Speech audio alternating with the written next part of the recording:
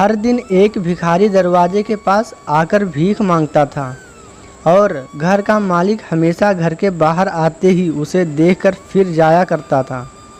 कई बार उसके लिए गालियाँ भी बकता। वो कहता, तू जिंदा ही क्यों है?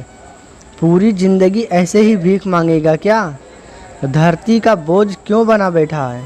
और कभी कभी उस भिखारी को गुस्से में वह धक्का भी मार दिया करता। इतना कुछ हो जाने के बावजूद अधिकारी के मुंह से सिर्फ यही निकलता कि ईश्वर तुम्हारे पापों को माफ़ करे। एक बार सेठ को धंधे में बड़ा नुकसान होने की खबर मिली। सेठ बहुत परेशान था कि तभी उसके दरवाजे पर वही भिखारी आया।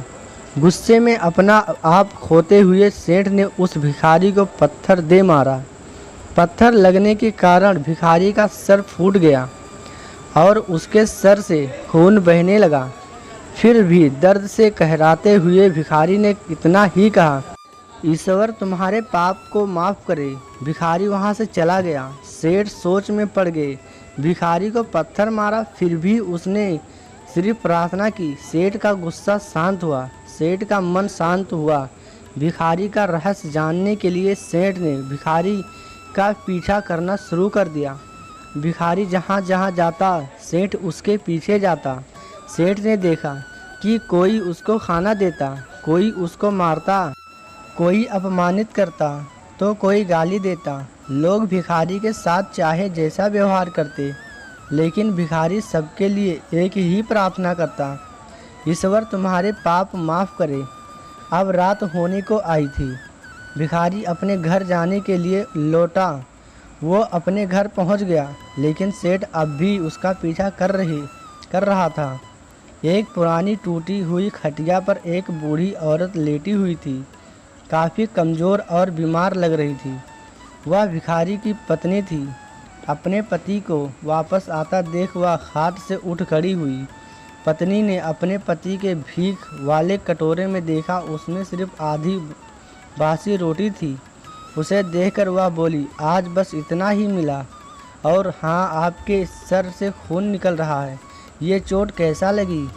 बूढ़ा भिखारी बोला, आज बस इतना ही मिला, किसी ने कुछ दिया ही नहीं। सब ने गालियाँ दी और एक नए पत्थर भी फेंकना, इसीलिए मेरा सर फट गया। एक गहरी ठंडी सांस लेकर बूढ़ा भिखारी फिर से बोला, यह मेरे ही पापों का फल है। तुम्हें याद है कुछ सालों पहले हम कितने अमीर थे? क्या कुछ नहीं था हमारे पास? हमारे पास हर चीज़ ज़रूरत से ज़्यादा थी, लेकिन हमने कभी दान नहीं किया। और उससे भी बुरा हमने उस अंधे भिखारी के साथ किया जो हमारे द्वार पर भीख मांगने आया करता था। बूढ़ी पत्नी की आंखों में आंसू आ गए। वह बोली, हाँ, हम उस बेचारे अंधे के साथ बहुत बुरा करते थे, उसका अपमान करते थे, उसे खाने के लिए रोटी की जगह कागज़ दिया करते थे, उसका मजाक उड़ाया करते और कभी कभी मारा भी करते। मैंने कभी उसको रास्ते नहीं दिखाए। एक बार मैंने उसके मुंह पर मिट्टी भी फेंकी थी और वह हमेशा दुखी होकर वह यही कहता कि ईश्वर तुम्हें तुम्हारे किए की सज़ा देगा, ईश्वर तुम्हारे पापों की सज़ा ज़रूर देगा। उसका श्राप सब सच हुआ और हम इस दुख भरी ज़िंदगी में आ गए। भिखारी बोला, हाँ, उसका श्राप सच हुआ, इसीलिए मैं किसी को बद्दुआ नहीं देता, चाहे कोई मेरे साथ कैसा भी बर्ताव करे। मैं हमेशा उसके लिए प्रार्थना करता हूँ। मैं नहीं चाहता कि कोई भी हमारे जैसे ज़िंदगी का अनुभव करे, किसी को भी हमारे जैसे दुखों का सामना करना पड़े। वो नहीं जानते कि वह कितना बड़ा पाप कर रहे हैं, इसीलिए अनजाने में हुए पाप की ऐसी सज़ा किसी को भी मिले मैं नहीं चाहता। सेठ वहीं पर छुपकर यही सारी बातें सुन रहा था। अब उसे सब कुछ समझ में आ गया था। भिखारी और उसकी पत्नी ने वही आधी रोटी मिल बांट कर खाए और ईश्वर को धन्यवाद बोलकर सो गए। अगले दिन बड़ा भिखारी फिर से भीख मांगने गया। सेठ के घर के पास जाते हैं।